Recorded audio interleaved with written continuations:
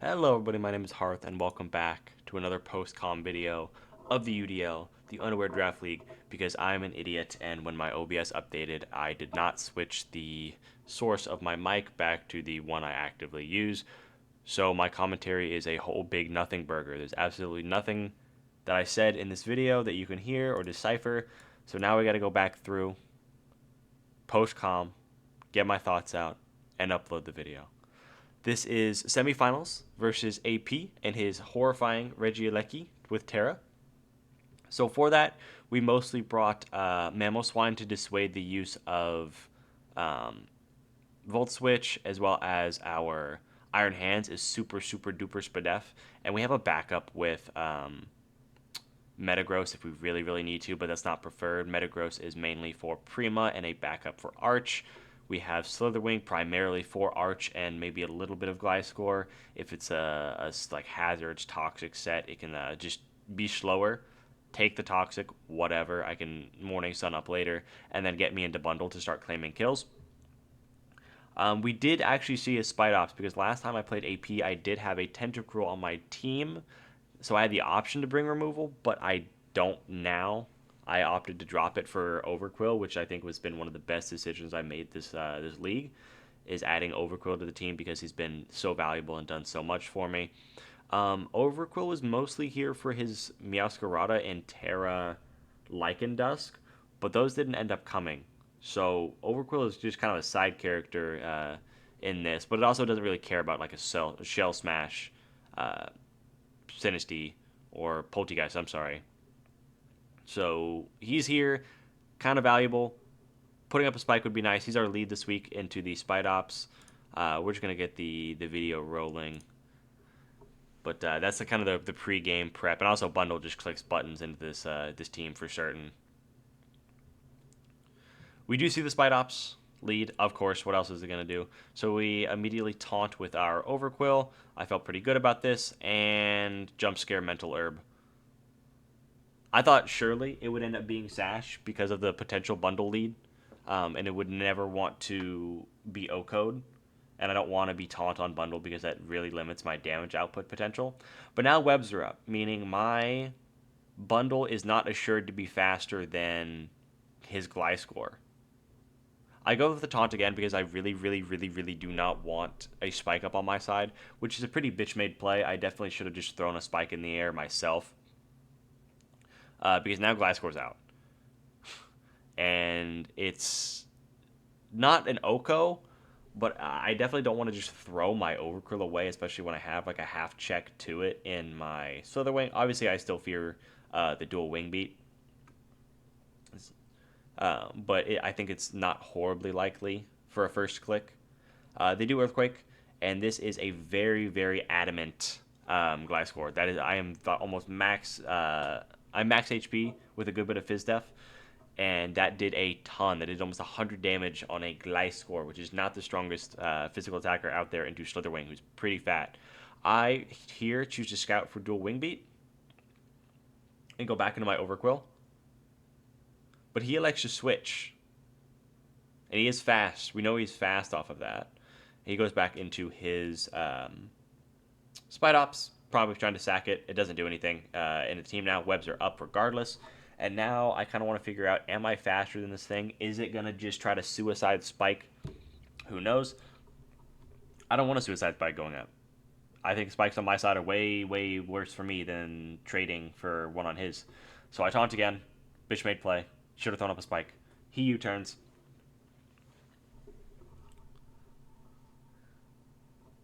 And now we're out into Archaladon. This thing is so incredibly difficult for my team to deal with. We have the main check in the Slitherwing because Slither lives a Draco. It lives a lot of the special hits it could go for. And it's not scared off by like an Iron Press set. Because I have the potential to burn. I have CC. It's strong hits all around. He elects to drop his special attack by 2, so I just take the free turn to make my Slitherwing infinitely reusable and click Morning Sun. Because I know he will never stay in at -2 in front of a Slitherwing who just took fucking absolutely nothing from a Draco. So we're just letting the Morning Sun go. We're going to get our Slither healed up. And in comes Gliscor. I made a horrible play here because originally he swapped out his Gliscor in front of my Slither as if it couldn't touch me. Now it's come hard back out into me. And I'm like, oh, what is this going to do? You're not Toxic Orb, by the way. So he's either Poison Heal, no Orb, so a different item could be like Helmet or a choice item of some kind, or Hyper Cutter. So my Cool Fish couldn't lower his attack. I elect to take a Toxic with my slow U-turn. And he immediately dual wing beats me and I fucking die like a dumbass. I thought originally it could be Banded Earthquake. I should have said Choiced because that is Scarf as possibly can be. So now I'm thinking, oh, what do I have for Gliscor now? And my Archaludon check just died. So in comes Bundle. This thing absolutely puts belt to ass this matchup with Tera Ice. We just let a Freeze Dry go because I need to start making up momentum. And this also doesn't let Prima in. But this thing is surprisingly specially bulky. I did not expect this Mon to be able to take this hit so well. Boop. I do half, which is like still a lot. Cursed Body's my choice item bundle, so I have to switch, and heals up with a Citrus Berry. So that turn was super horrible. It puts me pretty behind. We could have the Fi. This guy doesn't care. Oh no. A burn. Anyway, let me get my spikes up, finally. He burns me. That's fine. I don't really care about Overcoat being burnt. It's okay. This guy's really just kind of there to set hazards. And I did, based off the damage, he's like a max defensive set. So he could still Shell Smash, but he would eventually just end up killing himself with a poison damage if I let that happen. Because Fish takes absolutely nothing from Shadow Ball, what have you. Out comes Gliscor. Again, this thing is now Super Hitler into my team. And I am put on a pretty bad back foot by this thing existing. So at this point, the most expendable Mon I have HP-wise does end up being the Mamoswine. And it also threatens Gliscor out pretty soundly. Because I know this is a more speedy offensive set. So I know I can do almost an Oko with Crash, and it's a kill with or Crash into Shard. Now, I don't think he stays in, but we do like to go for the Crash. Because if he does, I can absolutely like not risk just Earthquaking the freaking Gliscor to nothing. We do like to... or he does elect to sack the Spidops. Obviously, it doesn't do anything anymore. So I just Earthquake it to kill it. And I forget that it has First Impression, which is definitely a blunder on my end because now I don't take another Earthquake from the Gliscor when it comes in, which is pretty horrible for me, right? Like, that's pretty ass. But Gliscor is still pretty threatened by the existence of Ice Shard on this Pokemon. It'll do, like, half to, like, a good HP invested. It does a ton still, despite it being a weaker move because it is Stab and Quad effective. So he does send out his Primarina, which I'm assuming is either AV or Yachi to deal with the Iron Bundle more soundly, because his swaps to bundle on this team are looking like slim to none. Other than the possible, like, I think Energy Ball exists on Poltegeist. I'm not certain. We see a Liquid Voice Psynoise on my Metagross, which bounces off. That's just absolutely nothing. And because I believe his HP is so valuable, and Heavy Slam isn't a kill anyway, it's a 2-ko, so is Earthquake. So I elect to Earthquake on this turn, trying to catch the switch to Archaludon, or attempting to farm a stamina boost off of H-Slam. It was a long click for me. I spent a long time in the calc, trying to check the Prima damage, see if I could learn anything. And he does. He elects to try to go into Arch to farm a stamina boost, and gets absolutely mollywopped by an Earthquake. This shit does a million.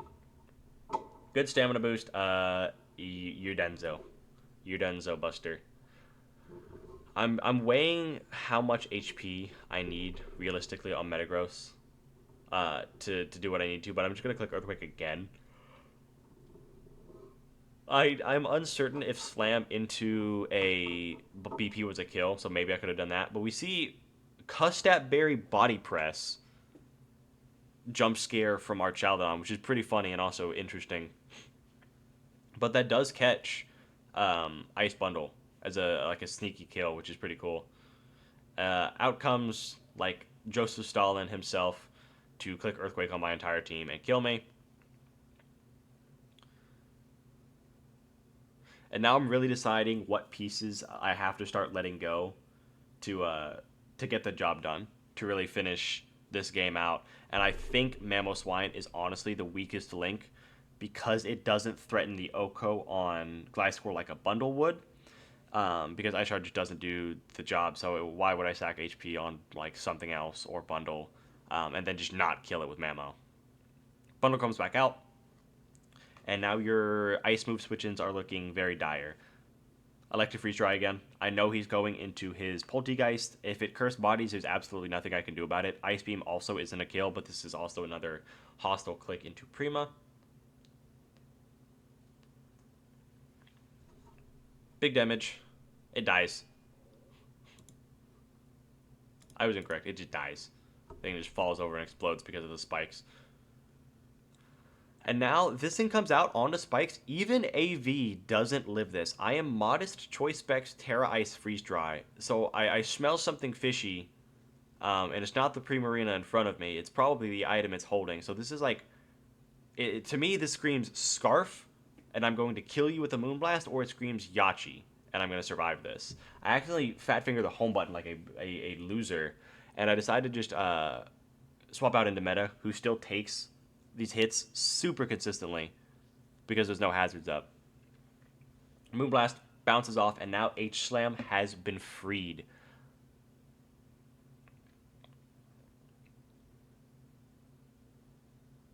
At this point, he's deciding what pieces he wants to remain to let him finish out the game.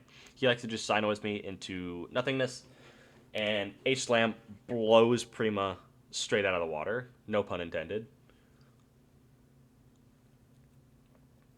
Here's Reginald the Regieleki, probably to let a Volt Switch go. And I am absolutely okay with him doing whatever he wants on this Pokemon. This Pokemon can't set up. It could screens or something. It could end up doing a couple of different things like Volt Switch, Terra Blast, what have you. So we're going to end up just letting the BP go to try to get my chip. He tears into fighting, which is interesting because now he doesn't resist the Bullet Punch. Which doesn't make a whole lot of sense to me. Because I definitely am not clicking Earthquake here. And I'm not cussed out because you've seen the damage from Prima bouncing off of me. I am max HP 176 Calm AV. I am the fattest Metagross to ever exist. And now I have a full HP hands in front of exactly what it needs to handle. And I am more than happy to let it do so. This is going to be a little bit close depending on what item and EV's Gliscor ends up being, but bundle should always live. And now after the Heavy Slam, I elect to click it again, just because it does a ton to Gliscor, because I'm assuming this is a very fast, very offensive set with not a whole lot of bulk. This thing gets absolutely pounded. This thing takes 45. And I finally elect to sack the Overqwil that I've been holding onto for the entire damn game for no reason. This thing should have been let go ages ago. We do find out it's Hyper Cutter. I live on 1! And then I had to burn. But that's fine. It was a sack anyway. Now Bundle comes in, and if I die to this hit, I will lose this game. There's no ifs, ands, buts about it. If this move manages to kill me, I will die. And now this finally reveals to me that this thing is Scarf. I didn't figure it out until so late in the game that this thing was unnaturally speedy. But Bundle ends up coming out to claim that kill, and now I sack off my Bundle to Reginald. Terra Blast comes out, absolutely fries my Bundle, obviously. The thing is doing 300%. Bundle is a paper thin Pokemon on the special side. And now we have 300 HP of almost max Spadef Iron Hands to just go punch this thing in the jaw with Drain Punch. There's not a move out there that Eleki could click other than Supercell Slam that could have done the job, honestly. That Slam, that had a roll to kill. but we do end up picking the semifinals, went up and moving into finals versus Crep, which will be out very soon. I'm working on thumbnail for that one. I did actually get the commentary right this time, so I don't have to post comment. But that was semifinals versus AP. That was a really, really difficult matchup. I was pretty worried about that one. So thank you everybody for watching. Like, sub, leave a hate comment. Tell me I'm stupid for muting my mic. And God gave you free will, and we'll see you all in the next episode. Peace.